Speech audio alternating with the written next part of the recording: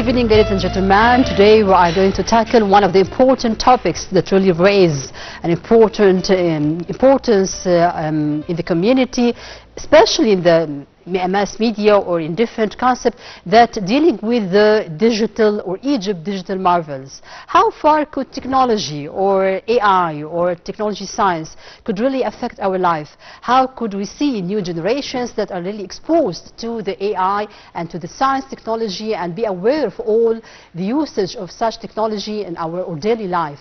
How can we promote different programs that really effectuate and play a very important role in enhancing the usage of technology in our schools? Different questions will be raised when we are talking about Egypt Digital Marvels, one of the Egyptian initiatives that aim at raising awareness to technology and AI in the schools. Allow me to welcome our dear guest, Dr. Wael Badawy, member of Research Council on Communication and Information Technology. Dr. Wael, nice to meet you. Nice to have me. I think it's one of important initiatives that the Egyptian government aimed through it to enhance or to promote different system, different awareness to people, especially to the young people, to deal with technology. How could we evaluate the idea or see the idea of the Egyptian digital marvels? Egyptian Digital Marvels, it's one of its kind initiatives. It targets kids or students in a specific school. I believe it covers almost all schools between grade 4 to grade 6. Yeah. If we translate this to ages, it will be about maybe 10, 11 years old to about 12, 13 years old.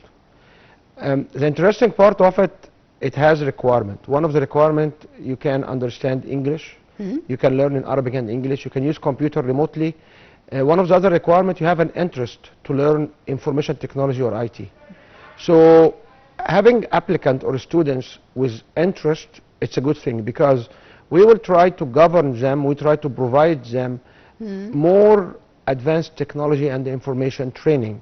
The other aspect of it, which we talked about before the show, which is the impact of Corona, because the initiatives target to have 5 months of interaction. So staying at home and you have to be online. Schools. Yeah, you have 4 months online, exactly. And 1 month will be in a school inside the neighborhood. So with this characteristic or this kind of operation, I believe it's positive because we will take students who like IT from general IT, general social media on their devices into a learning program which can build a better citizen, we can call it, at early stage. And it's not obligatory. It's whoever like it will apply, and they have some sort of selections. They will have to join the courses. To join the courses and join the program. So I see it a very positive. It demonstrate, reiterate, crystallize. You can use any kind of nice objective to say Egypt has a leadership in Africa and MENA area by providing organized education training inside the area of information technology, data science, AI, you can name it, simply digital world. Digital world. Yeah. It's very important to have a communication between digital world, or let's say the digital workforce, the digital market, and the digital future at the same time. And the people are going to be one of these, a part of the game or a part of this community.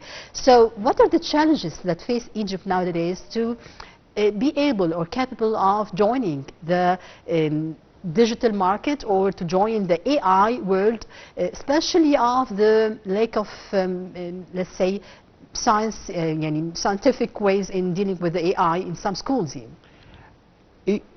Egypt on the growth phase right now, because we are established as one of top 7 in Africa. We may be 3rd, we may be 4th. It doesn't matter where we are, because when we select, there are criteria, and sometimes we don't have the criteria.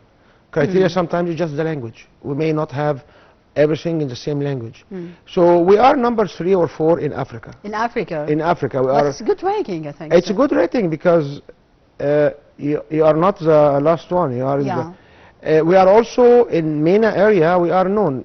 If you understand the investment from United Arab Emirates, from Bahrain, from Saudi in this technology, and our investment per capita, because we are 100 million plus population, we are in a good position. We are on the hub. So the challenges we see right now is the expansion, is not to be known. We are known, we have lots of students, we have lots of graduates who are actually working remotely, doing contribution remotely, using different internet services. We have been developing lots of digital services in Egypt by Egyptian skill workforce, is not foreign. And now we are in the expansion, we are in the growth. So we need more infrastructure, we need more internet, we need more bandwidth. To pave the way for To pave the way for the expansion. Yeah. So instead of having a million working online, now we have 5 million, 10 million. We may not have support the requirement for this expansion. So I foresee it as one of the expansions. This is one of the major challenge. The other challenges is how to keep the pace with the dynamic changes, because no matter what you call it, it's moving and changing every 8 months now. It's not every year or 18 months. Quick process. It's a quick process. So we have individuals who will keep training and learning and learning and learning and learning. Every 8 months, every 6 months, the technology is changing. Programming framework is changing. Platform is changing. Guess what? We need to keep up with the flow. So this is the major challenge. Different challenges. Yeah. When we talk about the ages from 4 to 6, and I think they are very young and deal with the technology, and that's why we say that they have to be well prepared, they have to be exposed even in their daily life. So what are the challenges also that maybe here on the positive and negative aspects of this process? One of the criteria we have to understand and publicize. Being on the internet, there is a requirement to be 13 years plus. You cannot be below 13 years old and have an account on any social media platform. Abroad. It's a rule it's abroad, worldwide. all over the world. It's worldwide. Yeah. Even when individuals trying to sign up, they will put fake age, and suddenly they will have to be verified, and then they will lose the account, and or their parent will let them to use their accounts, which means supervised by parent. It's according to not only parental guide, but legislations which force to be done. Yes, and legislations not in Egypt. These legislations are in the origin of these platforms. So European Union legislation, North American legislations require 13 years plus to sign up of an account. Thank you for this point, but it's very important. Now, inside the school environment, we are in controlled environment. That's why the badge for the school is not open to the internet. The badge, they get this badge. iPad or this badge, they have it. It's only for school systems. So they are in controlled, enclosed environment. So we don't have to worry about consenting, because 13 years old is the minimum age to consent, to give acceptance.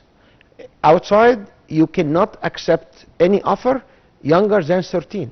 You cannot accept to drink liquor and alcohol younger than 16 or 18 or 21 based on which country you live in. So 13, it's a legal requirement in these countries.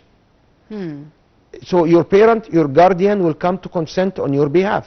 So when you look at the school system, I believe this Marvel initiative is amazing, because students who are eager to learn IT, they will find a way to be online. If I consume the time online in a controlled environment to build their programming skills, their developing skills in this environment, I will hit all their desire, and I will give them something to be a better citizen, a better human being in the future. From your point of view, how the government could maximize the benefit from this program or initiative, especially for schools, aging from 4 to 6 and maybe more, to handle or to deal with such programs, summer programs or winter programs that can be focused on such target group? The Ministry of Information and Communication is or Communication and Information Technology is the one who have established this program, and they are for grade 4 to grade 6, which means 10 years old to 12 years old. So they do have a specific, there are specific tools for these young ages to write programs. The programs are not sophisticated like the one we write it in the high school or even in the university. So they provide these programs, and these programs existed long time ago. So the idea of offering this program in an organized way, organized program, it's a very positive. In particularly, it will create awareness. It will provide a path. Like right now, if you when we sit on different groups on, for example, any social media, without naming one, you will find lots of questions. I have my kids, how to get them into artificial intelligence, how to get them into programming.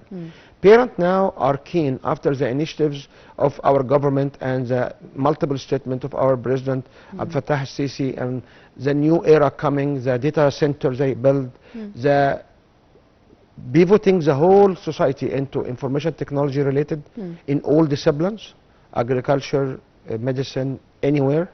This create awareness into the parents that they would like to provide this as a choice for their kids.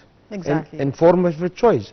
Teach them courses, train them. Like when we were young, like 20, 30, 40 years ago, I'm talking about myself, not you, but we used to go to the summer camp in the clubs, and we practice every day a type of sport. Yeah, so some of us got selected in the soccer team, in the volleyball team, in tennis playing, in chess, in different, because we went to summer camp, and you have to practice one sport on a daily basis.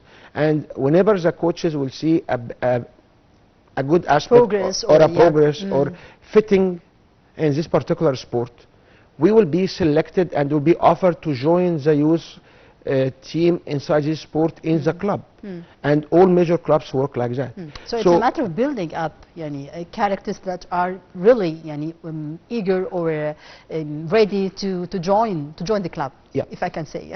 So the problem is, or my question is related to the people who work to train, or the trainers. How far could we really have a system for a TOT concerning AI or science technology that really aim to raising awareness and to build up a system that really can be strong enough to cope with all the world changes all over the world? I can talk about the system that I experienced, and I was part of it like 2-3 years ago. They did have one program, and they would like to build data science program. So we collaborated with university in France, and this university / research center in France. It's like a partnership, or? It was not a partnership. It was basically getting their experience into designing our own curriculum. Okay. And we have been exposed using Zoom. We called exposed because the amount of knowledge and the amount of courses we received as a TOT at the time was a major exposure, because we learn now that we don't know much about where are we going. This was like 3-4 years ago.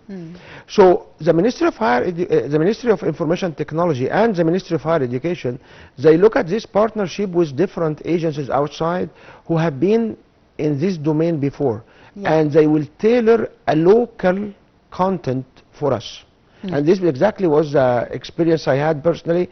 And there was call for TOT, and there was call for people in this area, please come and join. And we went in and we started to learn very simple courses in data science, in statistics, in different areas, in programming, in Python, in AI.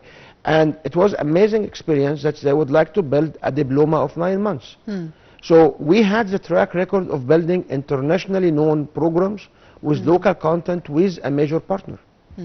What are the role models, let's say, or the examples all over the world that can really set an example for successful digital transformation or digital AI, using the AI in schools, especially with the young ages? I don't want to be biased in answering this question, but I lived in Canada for a long time, and I can tell you, in 2000, when we went to Canada, we learned that Canada has the fastest internet ever. In every single public library, there is a socket which has, at that time, was 300 megabit per second, something like that, on fiber to all Canadian public libraries, which basically in almost all communities. Covers all over the country. Covers all over the country. This country is about 9 times size of Egypt, 1/3 at that time population of Egypt. So you have 9 times vast, and you have 1/3 population. In the same time, people used to go there and use computers in the library. So Canadian, they don't call it their digital transformation. It's basically one component of their daily life to use internet and information technology. At that time, I remember in early 2000, 2005, there are some studies demonstrate that Canadians do not have trust to put their credit card on online purchases. But here in Egypt, what we do? We use Vodafone cash for transfer. So we use wallets for transfer in Egypt. So we have in Europe lots of good practices between Germany, France, even EU countries, I think. They have, and the EU countries, they have the leadership in AI legislation, AI regulations. One thing to feel proud of, when we learn about the EU legislation or regulation for internet, we learn that they took some items from the Egyptian privacy law. Really? Yeah, there's a couple of sections, and fortunately they legislated over there. In Egypt, we're still waiting for the one extra step to be legislation in Egypt. So there are lots of models around us, Malaysia, Indonesia, all of these countries, they do have the rural areas, the remote communities, they do have an IT. So there are lots of models around us. Of course. Talking about the initiative, the digital, Egypt Digital Marvels, and talking about the culture or awareness on one side and the legislations on the other side in Egypt, how far could really can manage the gap between both of them, between raising awareness and the culture of people, and at the same time legislations which pave the way for such initiative? In the Marvels application, there is not much of gap for legislation, because most likely it will be a closed community. The kids will go to specific websites or deal with specific instructors. Everything is well vetted, is under the microscope. We can record everything and control and manage it. The big question will start to say if the students at that age will be on the internet. Yeah, it's very or on the social media. In this point now, there are lots of initiatives in Egypt. I'm part of at least 2 initiatives around ethics and regulations for operation in the digital world. The scary ones are really the one into the metaverse. Metaverse, very quick for your audience. A metaverse is basically a space or a verse or a domain where we use these head cameras or glasses and we'll interact inside it. It's like Space Jam movie when the basketball player went into the cartoon world. So because this enclosed by the glasses, and the kids are controlling and playing games inside, we don't know as parents what's happening inside. So if you have not appropriate videos, not appropriate words, not appropriate scenery, we control. And not appropriate because of our culture or our religion or our practice, or this how we like to raise our kids upon. It doesn't matter. When you say not appropriate, we don't specify specifics. The other aspect of it is we don't know what the kids will be exposed, and the kids are younger than judging. So here we have to be very careful about legislations. In the Egyptian communities right now, over the last year or year and a half, there are lots of discussions about the cyber crime, the crimes in the metaverse, who is responsible. So we are in the brainstorming on what could happen. I think that the whole world is on brainstorming on such topic. Talking about the AI, especially in the United States of America, in Hollywood, when we talk about the culture, the movie makers, and there were great debate about the usage of AI and how far could really affect positively or negatively the human beings. So I think it's a very global topic, let's say. The question here goes to Ontario. We are talking about Ontario and the case of Ontario and the relation with the social media. How could we look at such example to get the benefit and at the same time to make a comparison between the communities that really pave the way to technology and at the same time has certain borderline with the culture, with the legislations that protect communities also. Let's first explain what is the Ontario case. Yes. So what we learned is that in March there are 3 school boards. So in Canada, in Ontario, which is province inside Canada, in Toronto, there are so many districts, and each district have some group of schools, and they establish a school board. Yeah. So different communities, they have different school boards. So 3 of them went up to the court, and they stated that they would like to file a lawsuit against social media platforms globally. Globally, Facebook, TikTok, Snapchat, they collect some. Instagram. Yeah, they collected some. And they said they violate their effort for growing kids, and they expose young generation into non-appropriate, and this actually intercept with building a good human from the school system.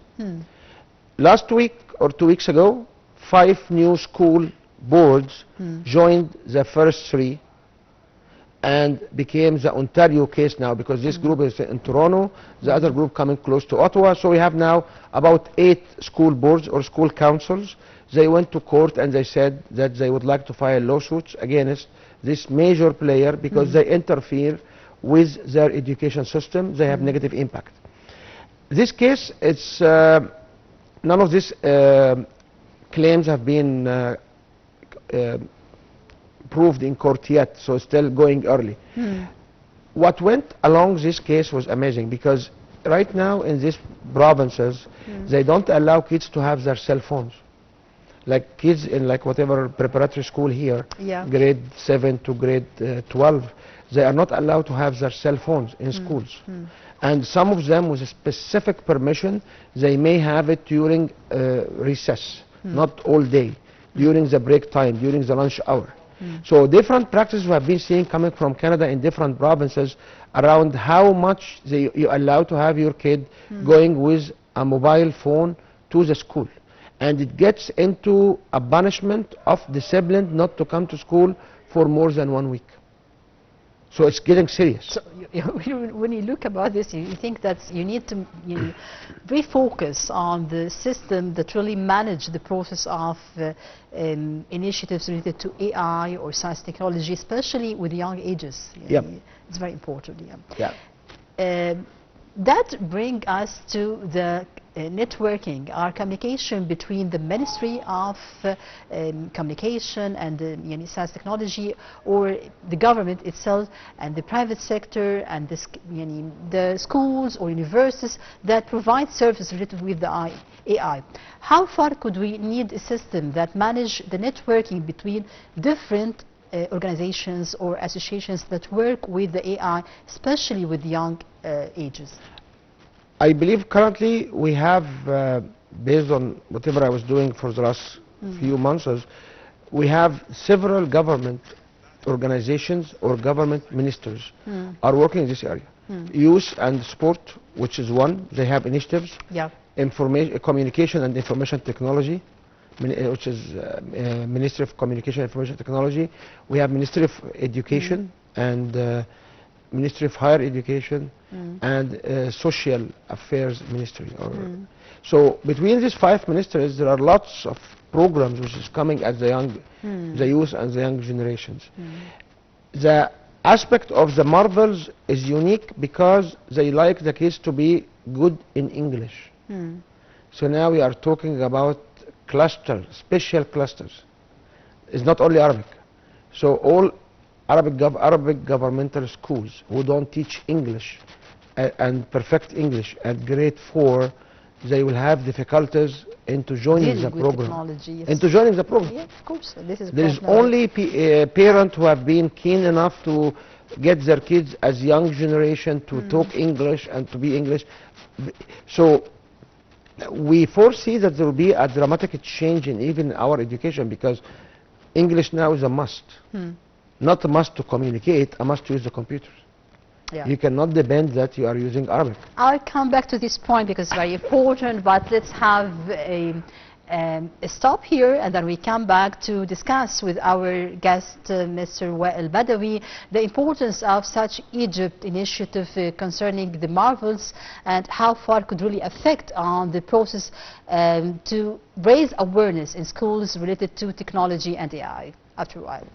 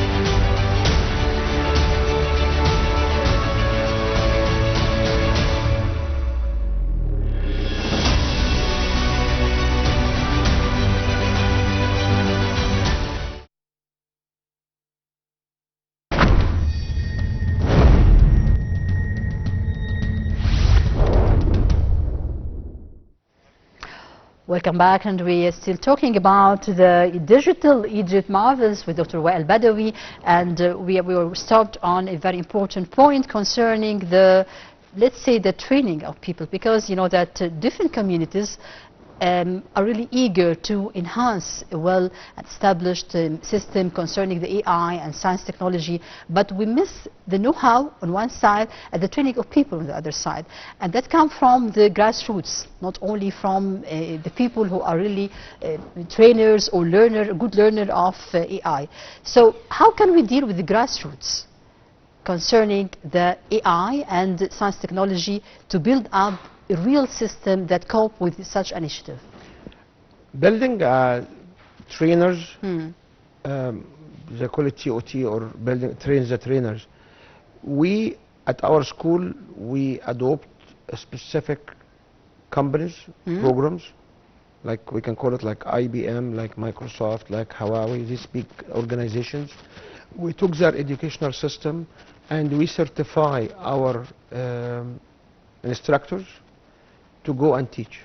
So in every system now you have to certify instructors to make sure they do have the minimum knowledge to provide candidates so they can use the technology.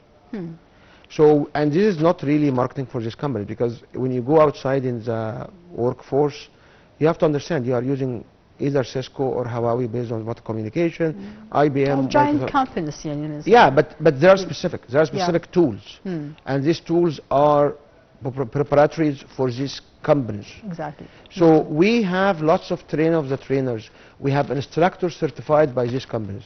I was part of the certification for the data science instructors in the new initiatives like 3-4 years ago from the Minister of Communication and Information Technology. So we are in Egypt very keen on trying to get certifications for the instructors who will be teaching these technologies. So I don't see it, there is a big risk over there. The biggest question for me will be, well, what will happen if the students will not have enough seats and will not be all of them accepted? Because as we said before, there will be a qualification stage. So the question will be for parents, like if my kids did not go and they still want to teach them, how could I join this system? So how to do the system? So there are some alternatives which is available online. Some of them are free. Like there is a platform called Maharati or Maharti. Yeah, of course. And the Maharti, it's actually a free tools to be used by Egyptian, supported by the Egyptian Knowledge Bank. So in Egypt we have free tools you may need to have a social insurance number, or like the national number, or you may just have to have an email and sign up. It's easy to access. It's easy to access, and not many Egyptians will be aware of this. You talked about a very important point with concerning the language. Many people don't know English, and it's very difficult to manage to join the system or to join the Egypt digital marvels, which are focusing on the AI, on technology, and I think it's, the international language of this internet is English. It's English, and there's nothing to do here. The good thing about it is they don't need to talk. They don't need to practice. They need to just be able to read and understand terminologies. So the only way is to send them to the swamp. Just let them use it in English and try to help them out to go. But because this is, I cannot understand how you can solve it other than having a formal English training. But do you feel that there's community change has happened in our community here in Egypt, especially after COVID-19, after Corona, that really we have great awareness about technology, AI, the importance of using technology, the importance of joining the giant world of technology all over the world. So how far could you really evaluate such awareness in our community? I would take it a little bit further down, not awareness. It's not awareness. We have more hands-on, living along practice. I'm using an acronym of the same thing. Because what happened in COVID is now we can live with remote classrooms. And our students, when they run out of time, they say, okay, can we meet remotely to have this workshop, to have this tutorial, to repeat the lecture online. So we became good users of the online space. We have been now ordering almost everything online. I'm not even sure. The training of the schools and the teachers themselves, not the parents, or not the students. And I believe in the social fabric and the change of the social fabric from our generation, which is 50, 40, 50, 60, to the Gen Z or the young generation, which is about 18 years old. This young generation, they call them 6 screens. They like to be on screens. They like to learn from movies. They like to learn from mobile apps, not platforms. So what we learned in our career from social media marketeers, that each generation of 18 years, they have a good conduit and a good way to learn. The younger ones, they like to see mobile applications and local movies, reels, which is 90 seconds maximum of learning. The other generation, older generation, would like to see a platform, would like to see a social media platform. They don't like the app. The older generation tell the 60+ generation, which they basically would like to see only TV. So I believe this is actually synchronized with the new generation. The exposure to technology is not only our communities, is worldwide, because this is the characteristics of the new generation.